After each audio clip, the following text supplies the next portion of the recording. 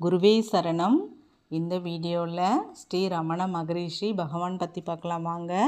தமிழகத்தை சேர்ந்த ஆன்மீகவாதி ஆவார் இவர். அத்வைத வேதாந்த நெறியை போதித்த இவர் திருவண்ணாமலையில் வாழ்ந்தவர். திருவண்ணாமலையில் அமைந்துள்ள ஸ்ரீ ரமண ஆசிரமம் உலக புகழ் பெற்றதாகும். நேற்று ஞாயிற்றுக்கிழமை ஜனவரி 4ஆம் தேதி நடந்த ஸ்ரீ ரமண மகரிஷி ஜெயந்தி விழாவை தான் இதில் நீங்கள் பார்க்குறீங்க.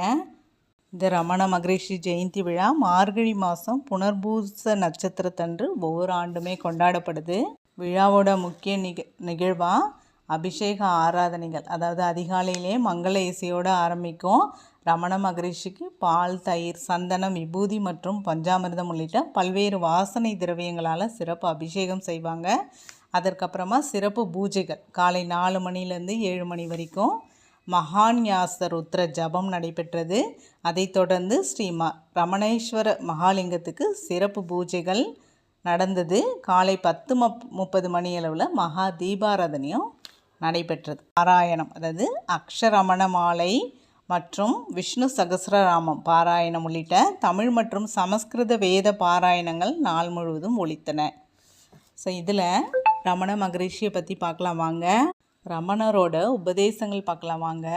ரமணரின் முக்கிய உபதேசம் நான் யார் என்னும் ஆன்ம விசாரம்.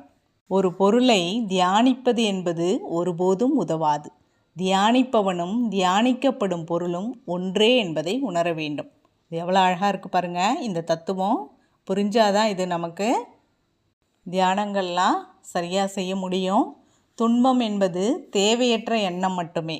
கடவுளின் அருளால் தான் நீங்கள் கடவுளை பற்றி நினைக்கிறீர்கள். இதுவுமே ஒரு அற்புதமான பாருங்க.